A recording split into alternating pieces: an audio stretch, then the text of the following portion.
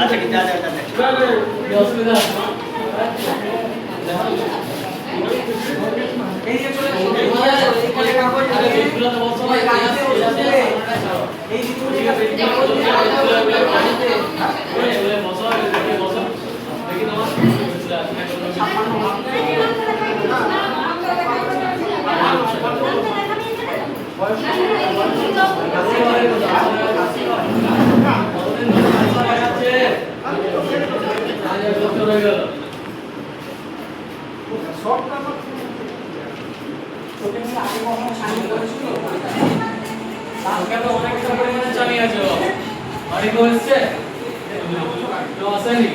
বাড়ি থেকে বলো ছানি পড়েছে দুটো চোখে এবং ছানি অনেকটা পড়ে যাচ্ছে